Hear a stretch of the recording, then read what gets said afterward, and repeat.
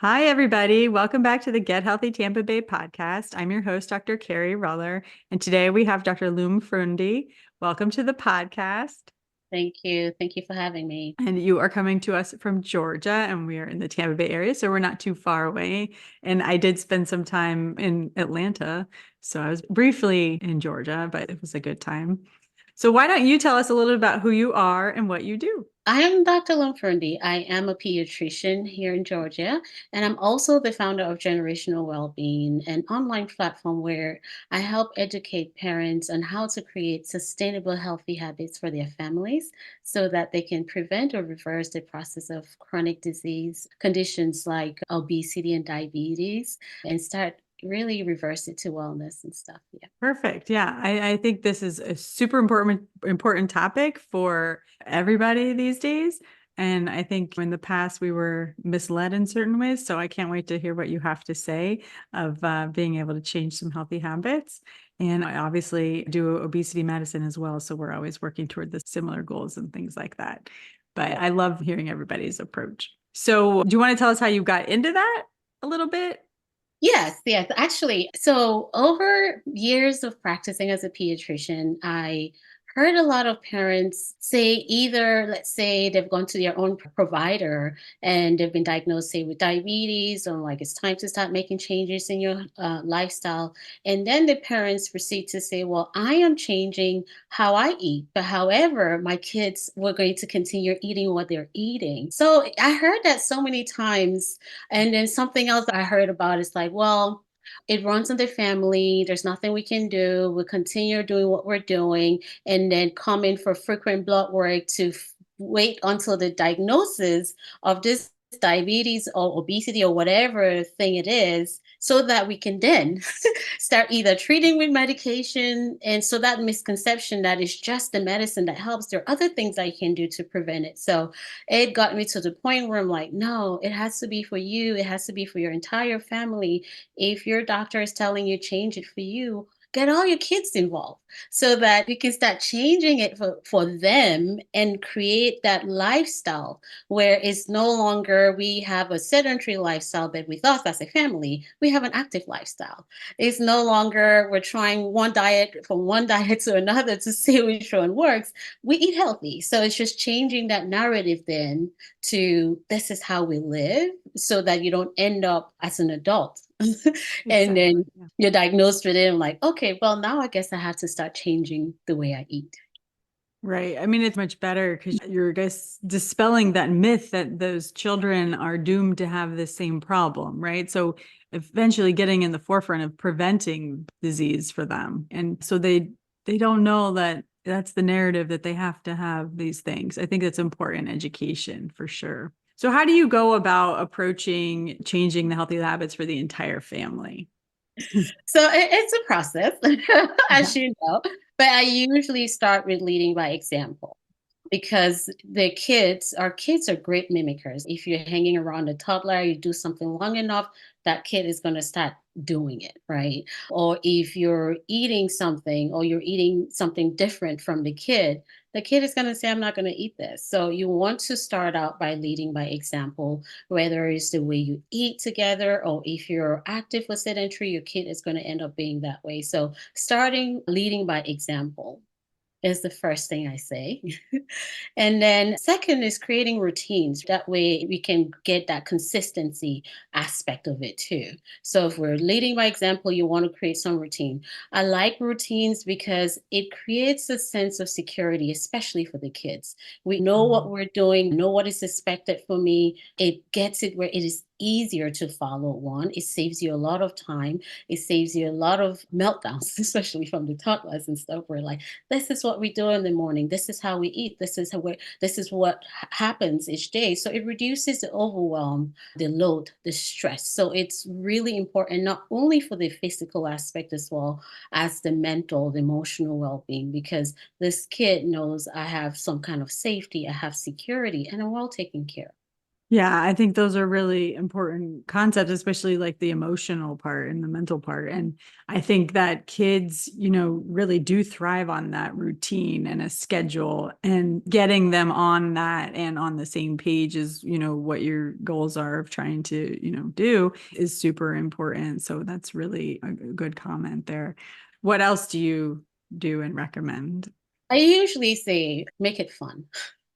Try to find something that is enjoyable and you want to make it fun. So, for example, well, if when we're starting, we pick one or two goals. So, try not to do overwhelm either, because sometimes you can say, oh, now we're going to eat healthy, cut everything off. We're going to do this thing. We're going to go all out. And you pick so many goals and then you become overwhelmed on the other end. So, I say, try to make it fun. So, we pick one activity or maybe one thing we're doing, we're going to be active, right? You can have everyone involved where each person can now say what do you like to do for fun. It may be different from everybody. For everybody, you can start by, we're going to be active as a family one time a week, so maybe on Saturdays the first person may say, I like going to the parks. We go to the park this Saturday. The next Saturday it may be something else. So it's fun not only for you but for everyone else, and then it creates that time where everybody's pausing now to then have connections again, that emotional aspect of it, because we live such busy lives where it's easy to go through a whole week without really sitting down and having a conversation with your kids. Very easy for that to happen. Yeah. So we're making it fun, we're getting everyone involved, and we're trying to find something so everyone has a voice as far as making choices and being a part of it too. That goes to raise your kids' self-esteem. How can you, besides the activity, how can you make it fun in other ways too? Besides the activities, we talk about eating with healthy eating habits, right? Say we are going to try one new food a month, maybe. Mm. One person picks a food. So you're doing it, they're doing it. Let's try this. What does it taste like? What is it? So you add it in there together where like we're trying something new. So it's a new experience too, right? Oh, we can go shopping together. What's this? What's in this thing? How can we add it to this new recipe maybe we're going to start? What happens if I add milk to this recipe versus that? It's going to be messy sometimes, but you're creating experiences too with your kids as a family, again, depending on their developmental stage, Yeah. right?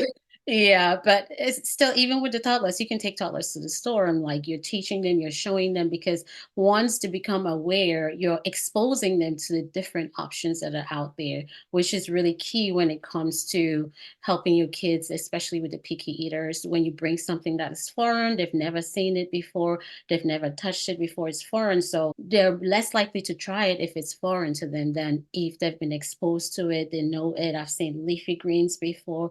This looks this. And with kids, when we start out eating or with developmentally, they put everything in their mouths, right? Because that's how they experience it. Eventually, it's like I'm spitting everything out. But it's just encouraging those behaviors where we're trying this, we're tasting it. What does it taste like? Okay, what if we add this to it and stuff? So really being creative and getting the kids involved, you'd be amazed at how the kids will help you with increasing the creativity of adding something new and thinking out of the box too. Yeah, when the kids come to the store with me, they're always like looking at all these different fruits and stuff. And we have taken home dragon fruit. Now they're not cheap, but we Yeah. will splurge on it every now and then. And they like it. It's interesting. So I cut it in half and give them a spoon and I'll stick it in their lunch or whatever. And they like it. It's good. It's different. And I think they have fun doing it. But I feel like I need to also incorporate some other random foods that I'm not as familiar with so they can, try that as well. I haven't allowed them as much to do that. So that could be fun. And maybe like other spices or stuff. And sometimes if they're cooking or baking with me, smell all the spices. I think that's really fun. Sometimes I don't think they smell very good, but at Right. least they're kind of Right. involved. Yeah. Yeah, because when you're doing it together, they're more likely to try new things in life too. Hmm. Right? They're more Hmm. likely to take risk in life as well. So it's more, it affects every other aspect of their well-being. What other things do you suggest? We talk about stress a lot, stress management, communication with the family. As far as stress management is usually, let's say if anything, help them with deep breathing, exercising. It's again when they're going out to the park or you're doing walks, you pay attention to what do you see, what do you smell, you're counting cars, you're doing things to bring yourself really in the present, right? We're going to help them to be present here and now. What am I experiencing here and now? That goes a long way to, let's say, if you're stressed out and stuff, you can't tell a kid, oh, you have to calm down and stuff. There's no way. You have no tools in your toolbox to do that. So we talk a lot about it where you're combining all of these together. That way, eventually, we didn't just go to a wall out for a walk. We talked about our day. We talked about the next steps. We practice being present here and now and stuff. So it's combining all of these things together. Yeah. Yeah, I like that. I like what you can learn from kids too, with their answers to what do you see, what do you hear? And it's always surprising. I remember being in like a bathroom at the baseball field with my son, and he's like, look at this floor. It's so lovely. Like he was saying, and it was so nice. He's really appreciating, the bathroom floor, which was nice, I guess, but like I would have never thought that. So it's nice. He's in the present moment in the bathroom. So that was good. Right. But then Yeah. you get to understand what they like, what they don't like, Hmm. things they spot out in the environment and stuff. And you know how to get them involved with everything too. Yeah, I think it's funny. That's good. Yeah. Absolutely. So what else would you say? Are there any other practical steps that you recommend Yes. So for so you have to be adaptable and flexible because, again, if you're starting something new as a family or with anything at all, things are going to happen, changes. There are going to be changes, whether it's in the family dynamics or anything, just like with seasons in life. Expect that we may start one way and we may not go follow through, but you want to be flexible, you want to be adaptable, and you want to check in with your family. Okay, maybe we started this thing out and it didn't go out as planned, but how about we switch it or tweak it here this week and see how it works out too.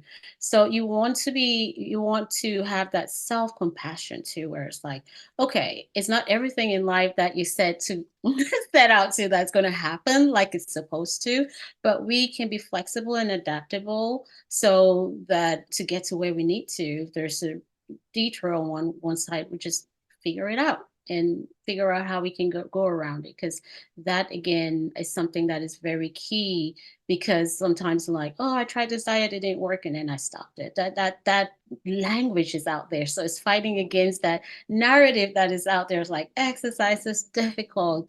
No, not necessarily. Right? Eating healthy is boring. No, not necessarily. So like, I tried that, it didn't work. No, well, maybe that vegetable turned out to be spicier than I thought, and I don't like it. But we can try this other one too, and just be flexible, be adaptable. On yeah, and kind of like not giving up. And it's not really all or none. Like it doesn't have to be, okay, we didn't like it, so we're not going to do anything else, right? Just try again next time kind of thing. What yeah. if kids are kind of experiencing or have resistance to any changes? If kids are resistant, so usually I would start with why we're doing those changes, right? So you want to talk to the kids. Most of the time, when kids are having resistance, there's something. There's either an underlying we don't have any connection to begin with, or I don't know why I'm supposed to do this. This is not my problem. So there's usually a gap somewhere. So you may want to go back and based on your relationship, your current family dynamics, you can't just start out. I'm like, okay, I'm going to change this.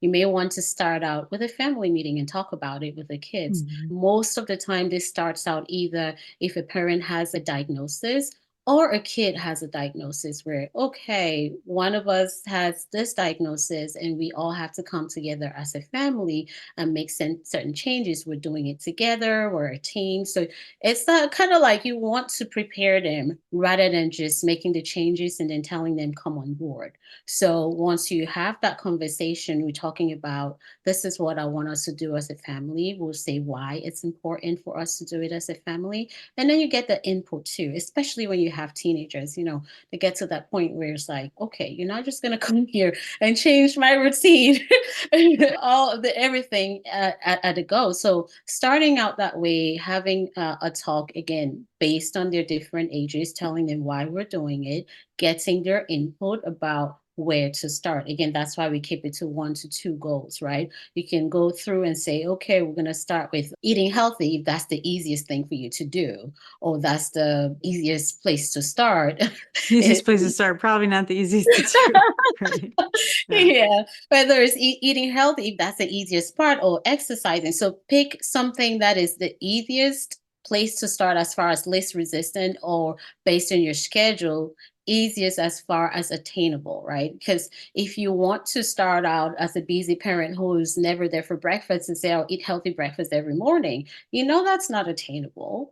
That's not realistic. So you want to gauge based on your schedule, based on the kids' schedules, and start out with what's easy, because then that creates an open door for connection, for activity and stuff. And then you can say, oh, we can do this.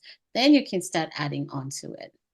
Mhm. Would you say the way that you're approaching it there is like also how they can make more of these lifestyle changes in a sustainable manner, like focusing on, okay, one of us was diagnosed with the disease or something, and that's kind of how they can keep going back to the root reason of what's going on so they can make it sustainable?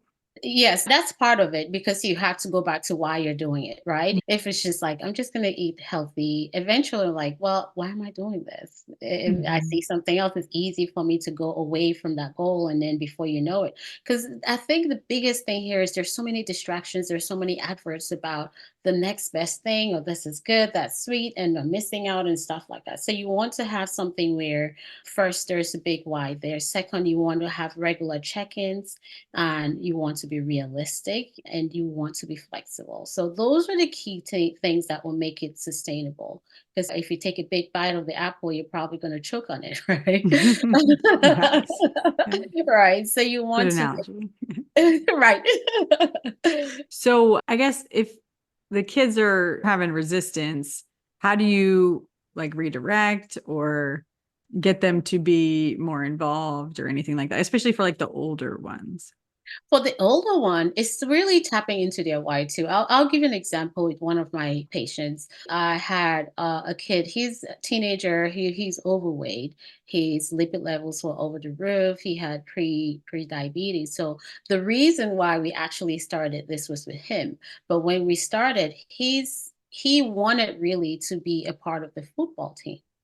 Mhm. So, but for him, he did not think that he was going to be able to make it based on his weight. He did not meet up with the criteria and stuff. They've never really exercised at all. And when we talked about their planning, we said, well, of course, before you to have the energy, you have to eat the right stuff.